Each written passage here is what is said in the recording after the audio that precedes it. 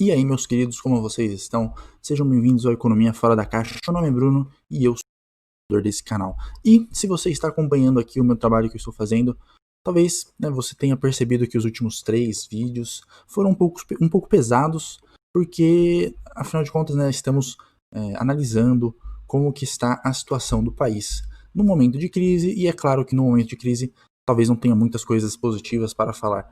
E seguindo aqui, tocando barco, hoje eu resolvi trazer para vocês, no vídeo dessa semana, eu resolvi trazer algo um pouco mais tranquilo. Hoje vai ser um assunto um pouquinho mais leve. Hoje nós vamos falar sobre reservas de valor. Vamos falar sobre o Bitcoin, vamos falar sobre ouro, vamos falar sobre moedas fiat também. Vamos falar sobre as moedas de curso forçado que nós estamos acostumados, real, dólar, euro, esse tipo de coisa. E eu já vou logo avisando vocês que essa semana talvez eu lance um segundo vídeo nessa semana, porque eu estava vendo um artigo muito interessante sobre o Goldman Sachs e o que os seus clientes estão sobre a alta atual do mercado de ações. Então tem algumas coisas muito interessantes que saíram. Eu estou pensando em fazer um vídeo extra para vocês essa semana. Vocês já devem ter percebido que toda segunda ou terça, quando eu esqueço de postar na segunda, tá saindo os vídeos. É um vídeo na semana e talvez essa semana tenha um vídeo extra. Mas e aí, O Bitcoin, ele é o novo ouro? É disso que nós vamos tratar nesse vídeo. E talvez você que esteja vendo esse vídeo, se você não é inteirado em economia, você não faz parte desse universo financeiro, talvez você nunca tenha ouvido falar sobre o Bitcoin, o que eu acho difícil. Nos últimos meses o Bitcoin está dando o que falar, porque o valor dele, em questão aí de 3, 4 meses, subiu 400%, né? Se você for pegar o valor do Bitcoin lá na metade do ano passado, estava em torno de 10 mil dólares. Se você for pegar na queda de março, lá no coronavírus, quando todos os mercados caíram, chegou a bater 3.800 dólares e nas últimas semanas ele alcançou um topo de 40 mil dólares. Quem conseguiu comprar lá em março do ano passado viu o seu patrimônio aumentar em 10 vezes, pelo menos essa parte do patrimônio, não é mesmo? Mas e aí, né? Muita gente, eu tô vendo na internet, muitos perfis importantes de finanças, de economia, já estão dizendo que o Bitcoin é o novo ouro. E se você não comprar Bitcoin, você vai ficar de fora da grande valorização que o Bitcoin vai ter. Lá no Projeto Libertar, eu já fiz um vídeo falando sobre Bitcoin e eu vou falar para vocês que desde 2018 eu tenho Bitcoin e eu sou um grande defensor do Bitcoin. Então o que eu vou dizer aqui, não são coisas tão positivas para você que acredita no Bitcoin, que gosta de criptomoedas, mas saiba que eu também estou nesse barco, eu também tenho criptomoedas. Hoje eu tenho um pouco menos do que eu tinha quando o Bitcoin valia 8, 9 mil dólares, mas eu ainda acredito que o Bitcoin no futuro valerá muito mais do que 40 mil dólares. E, novamente, gente, todo vídeo eu falo isso. Aqui eu não estou fazendo indicação de investimento. Não é porque eu estou dizendo que eu acredito que o Bitcoin vai valer muito mais que esse é o tipo de investimento. Esse investimento serve para você. Criptomoedas são extremamente voláteis e se você não tem esse tipo de perfil, você com certeza não deveria estar investindo nesse mercado. Então, novamente, tudo que eu vou falar aqui não é indicação de investimento, galera. Mas e aí, Vamos começar analisando os fundamentos, O Bitcoin, será que ele é ouro? Será que ele está pronto para substituir o ouro como uma reserva de valor? Então, vamos primeiro para as propriedades do ouro. O ouro, ele é um metal escasso. Ele é encontrado no solo, e normalmente acima da camada de pedras, Porque o ouro, ele é um metal pesado e ele vai descendo, nos sedimentos. Normalmente, a gente tem que chegar até a camada de pedra do solo para encontrar ouro. A gente não vai achar ouro na terra. Então, obviamente que você não é qualquer pessoa que vai conseguir achar ouro. Normalmente são mineradoras de ouro que estão conseguindo. É óbvio que tem. Se você for atrás aí no Facebook não, no YouTube, me desculpem. Se você for ver vídeos no YouTube, você vai até encontrar algumas pessoas que conseguem achar algumas pepitas de ouro em alguns córregos, principalmente lá nos Estados Unidos, perto das Montanhas Rochosas. Mas não é algo que você vai sair encontrando, você não vai achar ouro no quintal da sua casa. Então, o ouro, a primeira propriedade dele é a escassez. É isso que torna o ouro tão valioso. É um metal que não é tão abundante na superfície terrestre como outros metais, como o cobre, como o próprio ferro.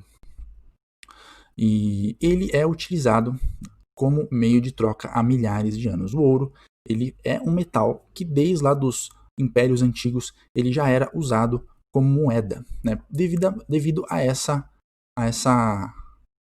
esse fundamento dele, né? Ele tem essa característica de ser um metal escasso e de fácil fungibilidade.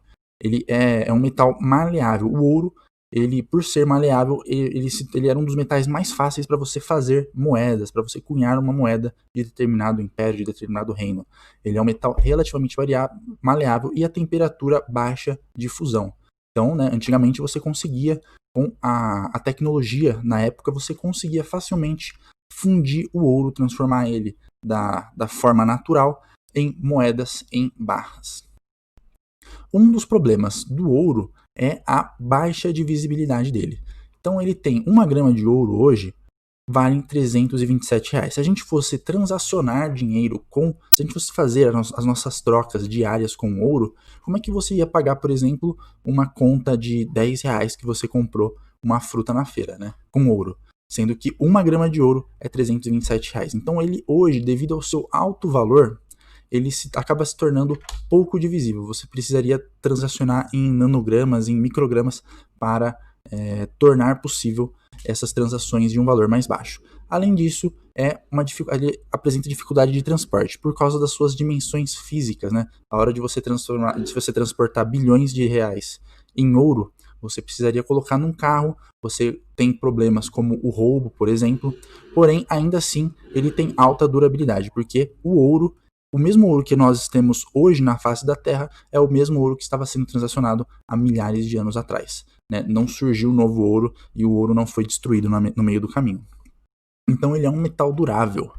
Então essas aqui são as propriedades do ouro. Ele é escasso, ele tem um grande histórico de transação, ele foi transacionado durante milhares de anos, ele é de fácil fungibilidade e cunhagem, por isso, né, que ele foi utilizado há milhares de anos, porque devido à tecnologia da época eles conseguiam transformar o metal em moeda, e ele é durável, você não vai correr o risco do ouro ser destruído, né, dentro da sua casa, por exemplo. Porém, ele tem pouca divisibilidade e a dificuldade no transporte, tanto das dimensões físicas como de roubo. As propriedades do dinheiro fiat, né, são bem diferentes. O dinheiro fiat, que eu chamo, é a moeda que é feita pelos bancos centrais e que nós somos obrigados a utilizar, né? Ou se você recebe o salário, você recebe na moeda que é emitida pelo governo.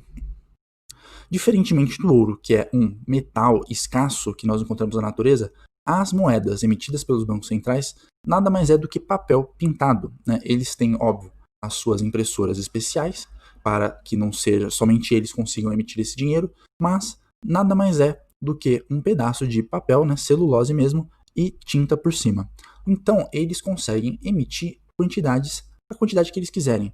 Não é tão escasso quanto o ouro. E diferentemente do ouro, que é utilizado como meio de troca há milhares de anos, as moedas fiat elas surgiram há algumas centenas de anos, né? Essa transação não ocorreu há milhares de anos atrás, ocorreu há centenas de anos atrás. Ele é um pouco escasso, as suas quantidades elas são impostas pelo Banco Central, porém, diferente do ouro, ele tem alta divisibilidade, né? A menor quantidade de papel moeda que nós temos é a unidade de 1 centavo. Então você consegue transacionar facilmente, você não tem o problema da falta de divisibilidade por parte das moedas fiat.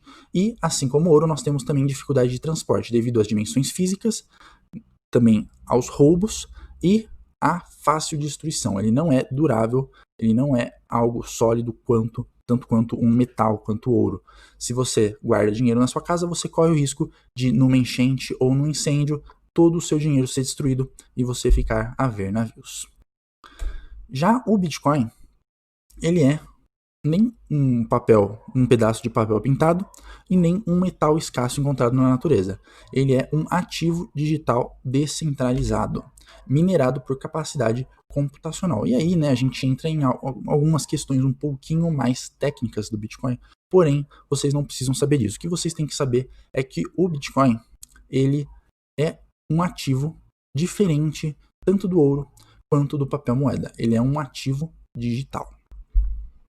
Ele não é usado como meio de troca, né? O Bitcoin, você não consegue sair fazendo compra de supermercado com ele, né? Os mercados eles não aceitam Bitcoin e devido também ao pouco tempo de existência. Enquanto o ouro ele é utilizado há milhares de anos, é um metal que desde os primórdios da Terra está presente aqui, e o papel moeda, nós já temos centenas de anos de história com o papel moeda, o Bitcoin ele tem apenas 12 anos de existência.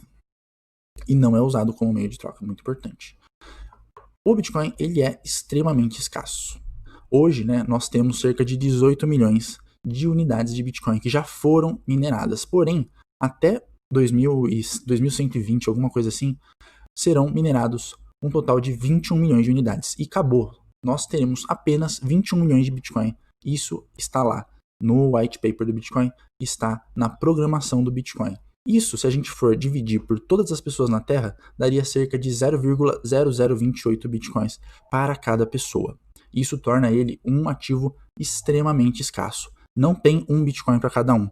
Não tem como a gente dividir. E um Bitcoin, se a gente fosse dividir todos os Bitcoins que vão existir no mundo para todas as pessoas que existem na Terra, cada um ficaria com 0,0028. O que dá menos, né, 0,28% de um Bitcoin para cada pessoa. Outra coisa, né, outro fundamento muito importante para a gente falar aqui do Bitcoin é a alta divisibilidade. Após a vírgula, né, apesar do Bitcoin hoje estar valendo $40 mil, após a vírgula ele pode ser dividido em 8 casas decimais.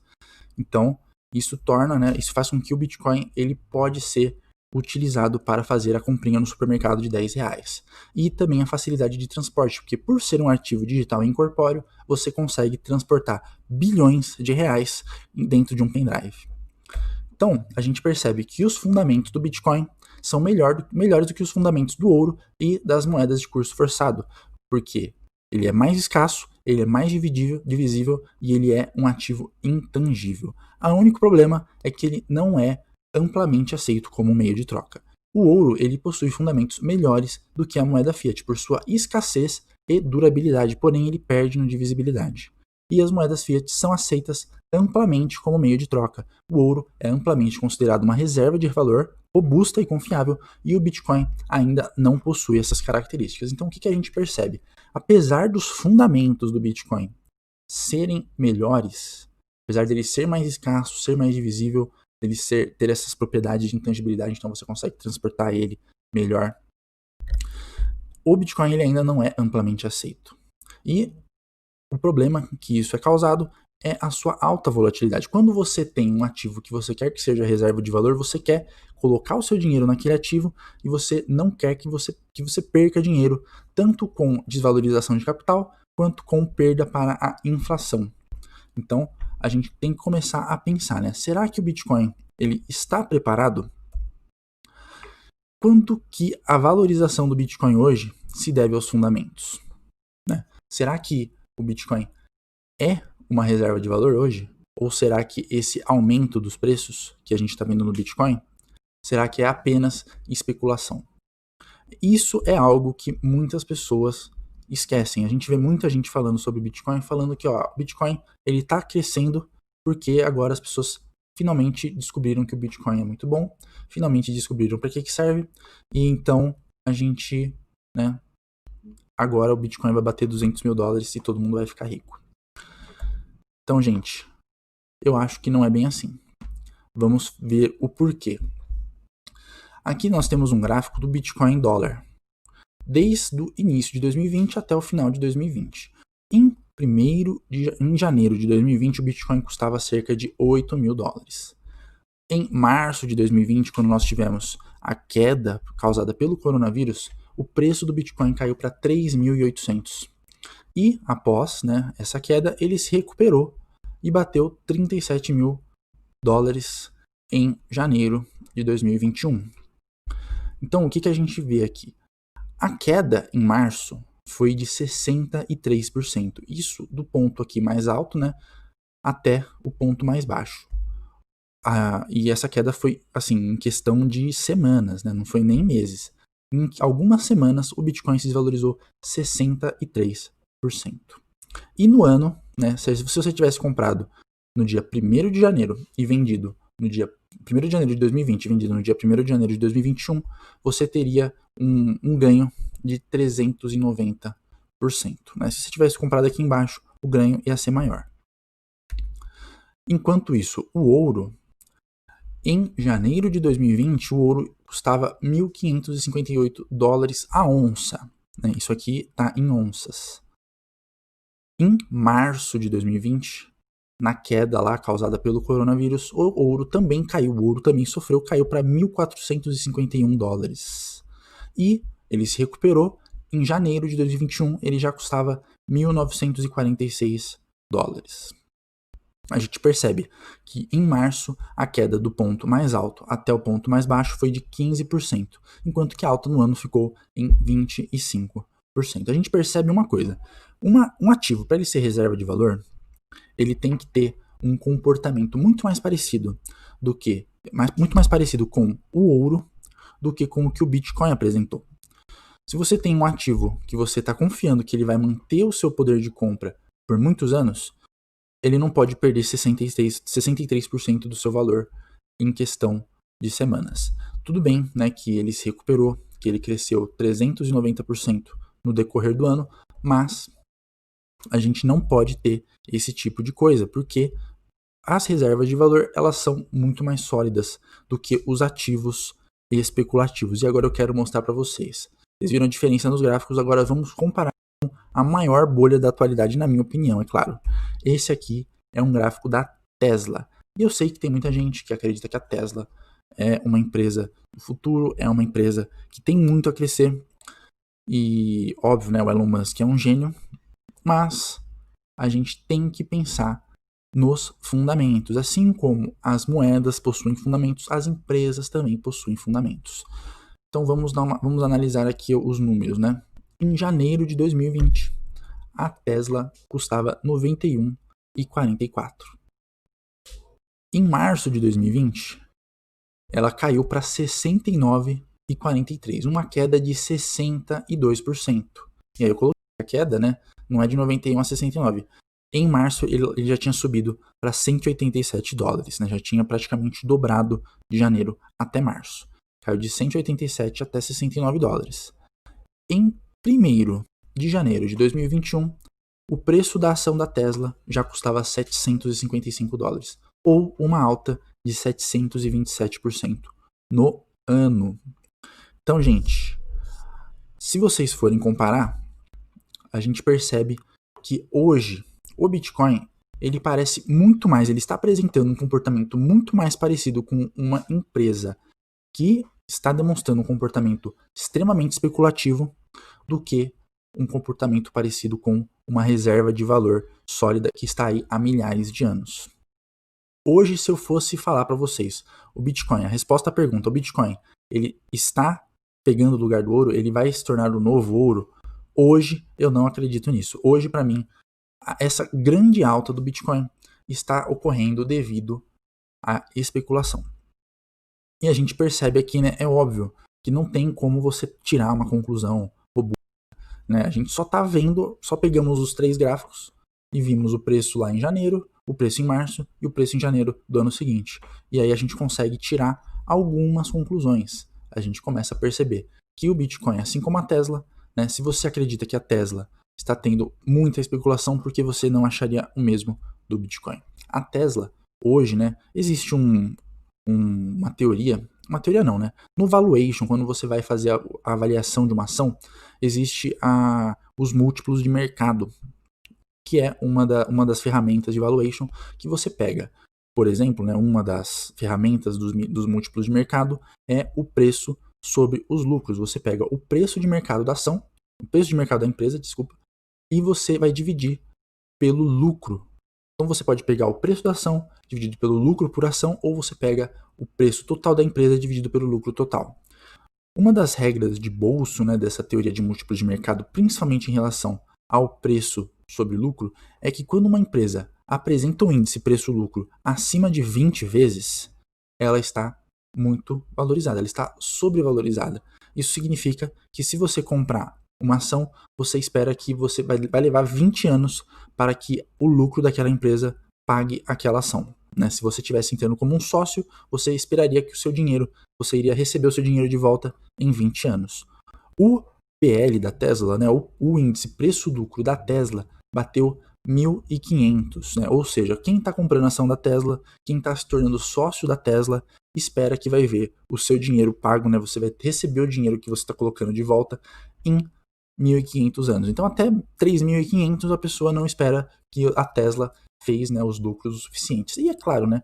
Ninguém é idiota de fazer um negócio desse. Eles esperam que a Tesla gerará lucros maiores, vai apresentar um grande crescimento no futuro, mas atualmente isso não passa de expectativas. Eles têm uma esperança de que a Tesla vai deslanchar, vai se tornar líder de mercado, vai vender muitos carros, vai realmente fazer uma revolução no que a gente vê.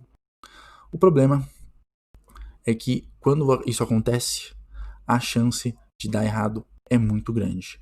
E a gente vê a mesma coisa com o Bitcoin. A gente vê que o Bitcoin está se valorizando muito e quando você sai na rua, você não vê empresas aceitando o Bitcoin, você não vê mercados aceitando o Bitcoin, você não vê uma ampla aceitação do Bitcoin, você vê apenas o preço subindo, subindo, subindo, subindo e as pessoas comprando porque acreditam que o preço vai continuar subindo.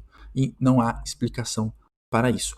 Sim, os investidores institucionais estão mais a favor? Beleza. O problema é que os investidores institucionais, eles veem o Bitcoin apenas como mais um ativo, apenas como mais um meio de liquidez. Se eles acharem que vai dar errado, que vai cair, eles não vão pensar duas vezes para vender. E quem entrar agora, provavelmente, vai ter que amargurar um grande prejuízo.